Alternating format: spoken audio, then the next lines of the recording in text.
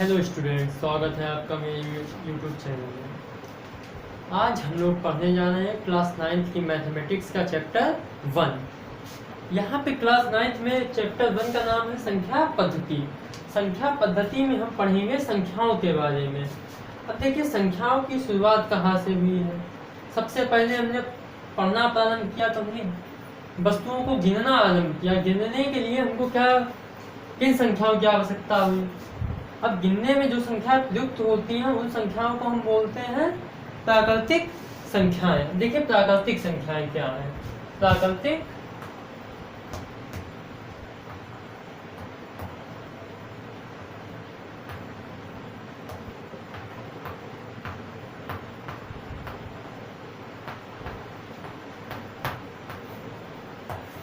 प्राकृतिक संख्याएं। प्राकृतिक संख्याओं के अंतर्गत वे संख्याएं आती हैं जिन्हें हम गिन सकते हैं, जिनकी सहायता से हम वस्तुओं को गिन सकते हैं। तो बताइए वो सबसे छोटी कौन सी संख्या है जिसकी सहायता से हम वस्तुओं को गिन सकते हैं। वह संख्या है 1। सबसे पहले हम लोगों ने जब भी संख्याओं का ज्ञान प्राप्त किया तो हमें सबसे पहले सिखाया गया कि सबसे छोटी संख्या है 1, जिसकी सहायता से हम वस्तुओं को गिन सकते हैं। फिर उसके बाद हमने 2 सीखा, 3, 4, 5। इस प्रकार से संख्याएं आगे बढ़ती चली गई और कहाँ तक के लिए? अनंत तक। यानी ये जो संख्याएं हैं 1 से लेकर अनंत तक, इन्हीं संख्याओं को हम क्या बोलते हैं? प्राकृतिक संख्याएं। आपको दिख रही होंगी 1 से लेकर के अनंत तक की संख्याएं। अभी देखिए इनको प्रदर्शित किस प्रकार से करते हैं। प्राकृतिक संख्याओं को प्रदर्शित करने के लिए हम अंग्रेजी के बड़े अक्षर n का प्रयोग करते हैं।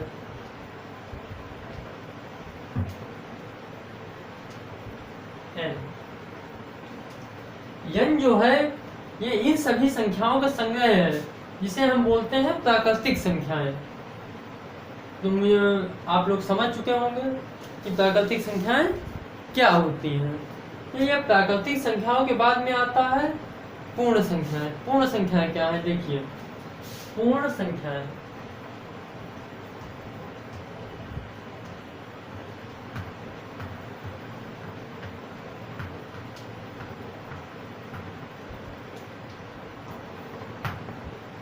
पूर्ण संख्याएं।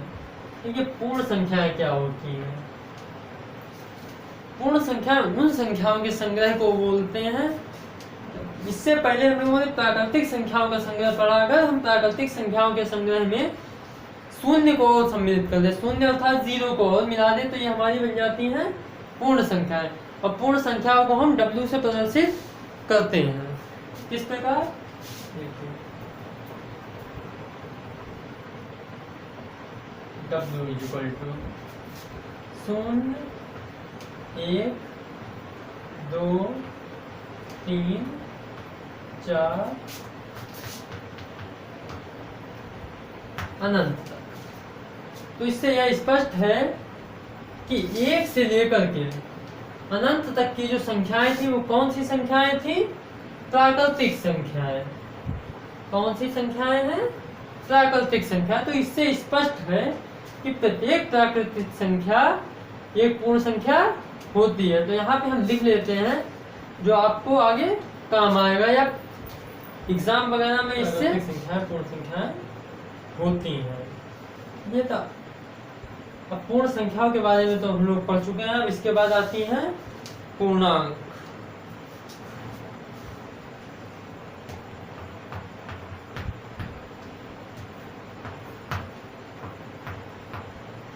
ये पूर्णांक वे संख्याएं होती हैं जिनमें हम निगेटिव नंबर्स को भी ऐड करते हैं। निगेटिव नंबर्स का मतलब क्या हुआ? जैसे हमने प्राकृतिक संख्याएं पढ़ी थी। प्राकृतिक संख्याएं क्या थी? ये 1, 2, 3, 4, 5 इनफाइनाइट। ये सभी क्या है? प्राकृतिक संख्याएं। अब यदि हम प्राकृतिक संख्याओं में माइनस लगा देते हैं, अगर हम प्राकृतिक संख्याओं के अंदर माइनस को लगा देते हैं तो ये क्या हो जाती है? निगेटिव संख्याएं।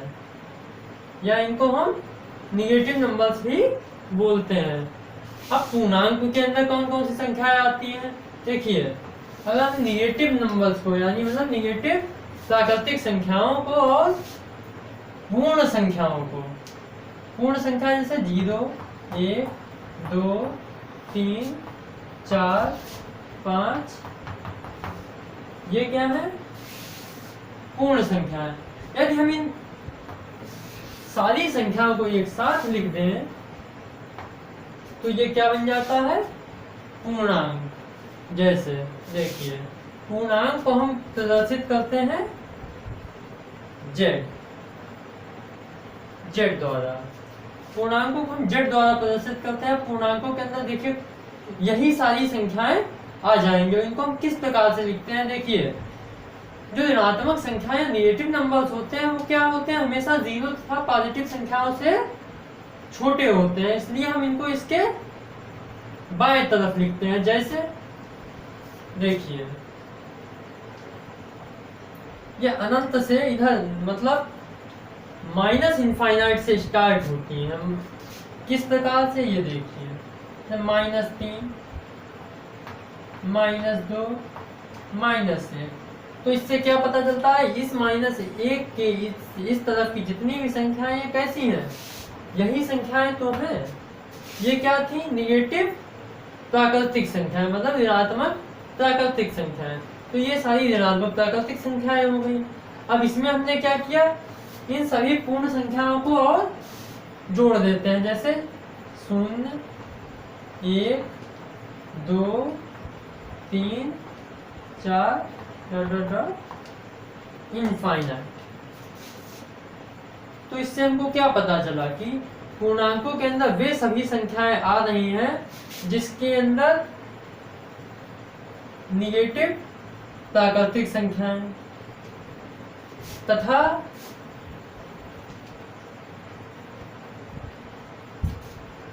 पूर्ण संख्याएं दोनों आ रही हैं। तो इससे हमको क्या पता चला? इससे हमको ये पता चला कि प्रत्येक पूर्ण संख्या भी एक पूर्णांक है तथा प्रत्येक प्राकृतिक संख्या भी एक पूर्णांक है। तो आप लोग पूर्णांकों के बारे में समझ गए होंगे कि पूर्णांक क्या होते हैं। तो देखिए, हम क्या लिख सकते हैं इसके आगे? यह है पूर्णांक। पूर्णांक के बारे में मैंने अभी आपको बताया था। तो इसमें हम क्या जानते हैं कि ये संख्याएं क्या है? यह है निगेटिव प्राकृतिक संख्याएं। ये संख्याएं क्या है? यह है पूर्ण संख्याएं। और ये संख्याएं क्या है? यह है प्राकृतिक संख्याएं। तो इससे हमको क्या पता चला कि प्रत्येक प्राकृतिक संख्या एक पूर्णांक होती है तथा प्रत्येक पूर्ण संख्या भी एक पूर्णांक होती है। तो हम क्या लिख सकते हैं कि प्रत्येक प्राकृतिक संख्या तथा प्रत्येक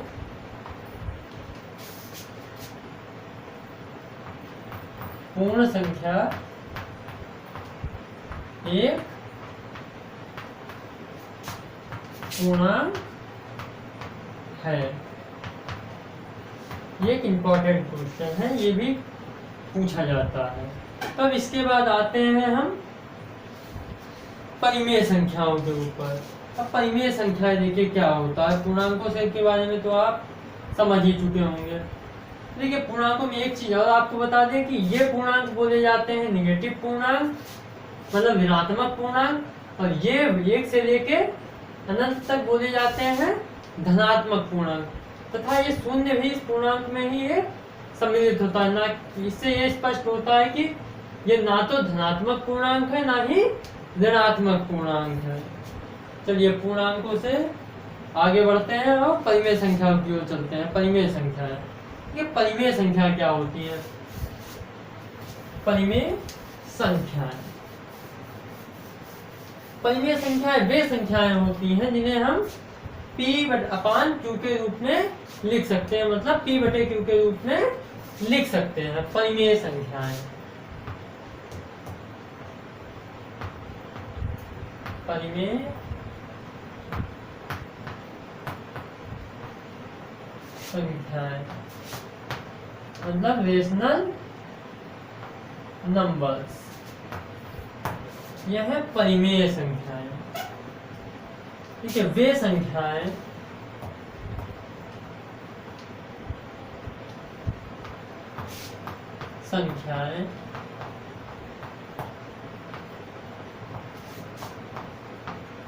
जिन्हें हम P/Q के रूप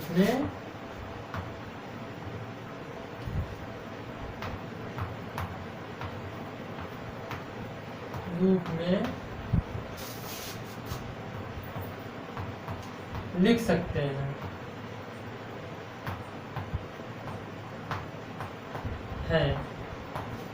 जहां Q is not is equal to 0, मतलब जहां Q शून्य नहीं होना चाहिए, तथा P/Q दोनों ही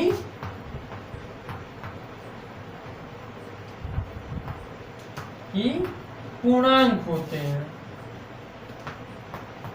या पूर्णांक हैं।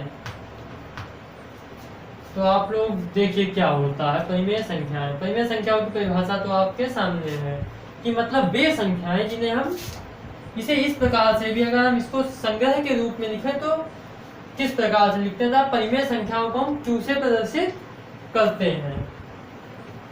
Q is equal to P/Q, मतलब क्या है कि Q के अंदर सिर्फ वही संख्याएं आएंगी, कि परिमेय संख्याओं के अंदर केवल और केवल वही संख्याएं आएंगी जहां जो P/Q के रूप में लिखी होंगी, अर्थात P/Q वेयर जहां Q is not is equal to 0, Q 0 नहीं है। तथा और दूसरी कंडीशन हमने क्या बताई थी कि P/Q दोनों ही पूर्णांक होंगे, कि मतलब P/Q जो होगा ये होता है बिलोंग्स का सिंबल। बिलोंग का मतलब होता है कि ये होंगे, P और Q किस चीज के अंदर होंगे, Z। यहाँ पे Z क्या था, अभी हमने ऊपर बताया था, Z क्या होता है पूर्णांक, कि मतलब PQ दोनों पूर्णांक हो गए, लेकिन Q जो होगा वो 0 नहीं हो सकता है। तो हम परिमेय संख्याओं के उदाहरणों के बारे में देखते हैं कि कौन सी संख्याएं परिमेय संख्याएं हो सकती हैं और कौन सी संख्याएं परिमेय संख्याएं नहीं हो सकती हैं। चलिए देखते हैं। हम एक यहाँ पे संख्या लिखते हैं 2/3। अब आप लोग बताइए 2/3 परिमेय संख्या होगी या नहीं। चलिए हम चेक करते हैं कि 2/3 परिमेय संख्या है या नहीं है। तो सबसे पहले ये देखते हैं P/Q के रूप में लिखा जा सकता है इसको या नहीं। P/Q, हाँ, इस संख्या को P/Q के रूप में लिख सकते हैं। अब देखते हैं P और Q है क्या। इससे हमें स्पष्ट होता है P बराबर 2 है तथा Q बराबर 3 है। ठीक है, P बराबर कितना है 2 है और Q बराबर 3 है। अच्छा, अब आप लोग ये बताइए Q 0 है, Q 0 नहीं है, क्योंकि Q क्या है 3 है।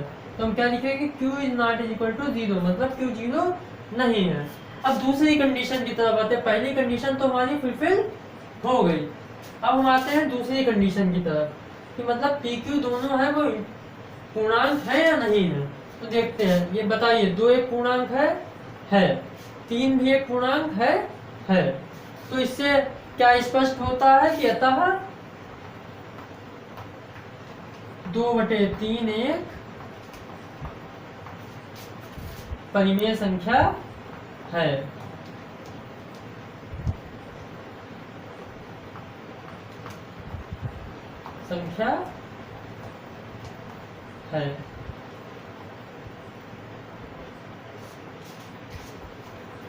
आप लोग इसको नोट कर सकते हैं। अब आगे हम लोग और परिमेय संख्याओं के बारे में देखेंगे कि कौन कौन सी संख्याएं परिमेय संख्याएं हो सकती हैं।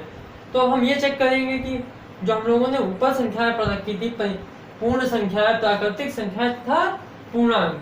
अब ये देखते हैं कि परिमेय पूर्ण संख्याएं तथा पूर्णांक परिमेय संख्याएं हैं या नहीं है, इसके बारे में देखते हैं। तो पहले हम प्राकृतिक संख्याएं देखते हैं कि प्राकृतिक संख्याएं पूर्ण संख्याएं हैं या नहीं, सॉरी कि प्राकृतिक संख्याएं परिमेय संख्याएं हैं या नहीं है। देखते हैं प्राकृतिक संख्याएं क्या थी। 1 2 3 4 ठीक है। अब इनमें से कोई एक परिमेय संख्या ले ली, कोई एक प्राकृतिक संख्या ले लीजिए, कोई भी, जैसे हमने 2 ले लिया। अब ये चेक करना है कि 2 एक परिमेय संख्या है या नहीं। आप लोग बताइए कि 2 एक परिमेय संख्या है या नहीं है। तो आपको लग रहा होगा कि 2 एक परिमेय संख्या नहीं है। क्यों नहीं है? क्योंकि इसे P/Q के रूप में नहीं लिख सकते। लेकिन ये गलत है। देखिए, हम लोगों ने पहले की क्लासेस में भी पढ़ रखा था कि हम किसी भी संख्या के बटे में 1 लिख सकते हैं, जिससे उस संख्या पे कोई भी फर्क नहीं पड़ता। तो हम इसको 2 को 2/1 के रूप में लिख सकते हैं, बिल्कुल लिख सकते हैं। तो अब चेक करते हैं कि ये P/Q के रूप में है। P/Q, हाँ ये P/Q के रूप में है। जैसे यहाँ पे P बराबर 2 तथा Q बराबर 1 आ गया। अब दूसरी कंडीशन परिमेय संख्या की क्या है कि Q बराबर 0 है या नहीं है। पहली बात तो Q 0 नहीं होना चाहिए। तो यहाँ चेक करते हैं कि Q 0 है या नहीं है। भाई Q 0 ये नहीं है, क्योंकि Q 1 के बराबर है। तो इसलिए हम क्या लिख देंगे, Q not is equal to 0। अब देखते हैं सेकंड कंडीशन कि P तथा Q दोनों पूर्णांक है या नहीं है। सबसे पहले देखते हैं 2 एक पूर्णांक है। फिर देखते हैं 1 भी एक पूर्णांक है, यानी P और Q दोनों ही पूर्णांक हैं। अर्थात 2 एक परिमेय संख्या है। समझ गए हमने 2 को किस प्रकार से परिमेय संख्या दिखाया। तब इसी प्रकार से प्रत्येक प्राकृतिक संख्या के लिए देख लेते हैं कि प्रत्येक प्राकृतिक संख्या परिमेय संख्या है या नहीं है। तो देखिए 1 2 3 4 5 ... अब हम प्रत्येक संख्या के नीचे 1 लगा सकते हैं, बिल्कुल लगा सकते हैं, क्योंकि 1 से भाग करने पर संख्या में कोई भी फर्क नहीं पड़ता। तो इससे हमको क्या पता चला, ये भी P/Q के रूप में है और Q 0 नहीं है, ये भी P/Q के रूप में है। तो अर्थात प्रत्येक प्राकृतिक संख्या को हम P/Q के रूप में लिख सकते हैं। अर्थात कि प्रत्येक प्राकृतिक संख्या एक परिमेय संख्या है। तो हम क्या लिखेंगे, प्रत्येक प्राकृतिक संख्या एक परिमेय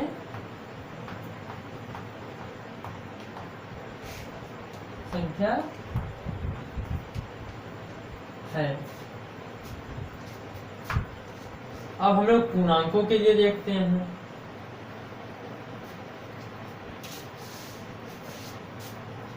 कि प्रत्येक पूर्णांक एक परिमेय संख्या है या नहीं है। चलिए चेक करते हैं। ये आप लोग चाहिए तो नोट कर लीजिएगा।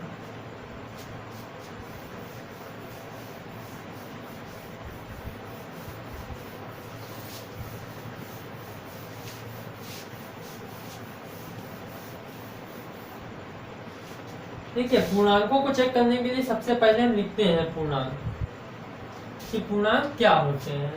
देखिए, अभी मैंने आपको बताया था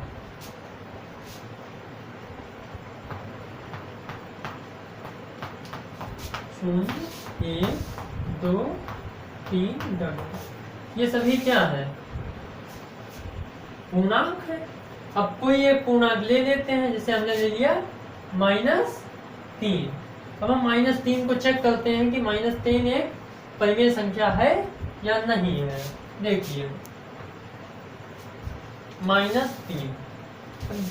-3 को p/q के रूप में लिख सकते हैं या नहीं लिख सकते हैं? तो यही जो हमने अभी पहले प्राकृतिक संख्याओं के साथ किया था, बिल्कुल सेम हमको पूर्णांकों के साथ करना है। ऐसे -3 के नीचे हम एक लिख सकते हैं, इससे -3 पे कोई भी फर्क नहीं पड़ेगा और ये p/q के रूप में आ जाएगी। अब p/q के रूप में यहाँ पे देखते हैं p क्या है, p 3 है, q 1 है, q 0 नहीं है। यदि q 0 होता तो यह परिमेय संख्या नहीं होती, अर्थात -3 एक परिमेय संख्या हो गई है। इसी प्रकार हम प्रत्येक पूर्णांक के नीचे एक लगा करके उसको हम क्या बना सकते हैं, परिमेय संख्या। अब देखिए आपको यहाँ पे थोड़ा सा डाउट हो रहा होगा। अब इसके बारे में देखते हैं। इसके बारे में देखने के लिए हमको क्या 0/1, मतलब ये जो हमारा पूर्णांक 0 था, ये हमको देखना है कि 0 एक परिमेय संख्या है या नहीं। हमने 0 के नीचे एक बढ़ा दिया या एक लिख लिया। अब 0 के नीचे जब हमने एक लिखा है तो इससे कोई फर्क तो 0 पे पड़ने वाला नहीं है और 0 p/q के रूप में लिखा जा सकता है, p/q। अब चेक करते हैं q 0 है कि नहीं है, q 0 नहीं है। अब ये हम चेक करते हैं कि p और q दोनों पूर्णांक है या नहीं है। देखिए 0 एक पूर्णांक है, p 0 है तो 0 एक पूर्णांक है, q 1 है और 1 भी एक पूर्णांक होता है, अर्थात 0 भी एक परिमेय संख्या हो जाएगी। ठीक है, तो इसी प्रकार हम प्रत्येक पूर्णांक के लिए क्या लिख सकते हैं कि प्रत्येक पूर्णांक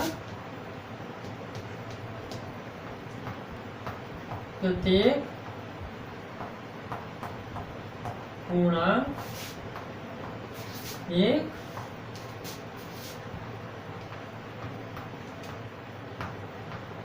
परिमेय संख्या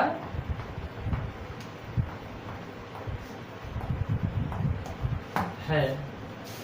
ठीक है, तो जब प्रत्येक पूर्णांक एक परिमेय संख्या हो गई है, प्रत्येक प्राकृतिक संख्या एक परिमेय संख्या हो गई, तो इसी प्रकार हम दिखा सकते हैं कि प्रत्येक पूर्ण संख्या भी एक परिमेय संख्या ही होगी, क्योंकि पूर्ण संख्याएं भी 0 से लेकर अनंत तक ही होती हैं। अगर हम देखें तो 0 से लेकर अनंत तक की संख्या क्या है, w, मतलब पूर्ण संख्या है। तो ये सभी संख्याओं के बटे में भी एक लिख करके हम इसको परिमेय संख्या के रूप में व्यक्त कर सकते हैं। ठीक है, चलिए तो चलिए स्टूडेंट्स, आज के लिए इतना ही रखते हैं। अगर आपको हमारा वीडियो पसंद आया हो तो चैनल को लाइक करें, सब्सक्राइब करें और शेयर करें। चलिए अब आगे का कॉन्सेप्ट हम लोग पढ़ते हैं अगले लेक्चर में। चलिए, जय हिंद, जय भारत।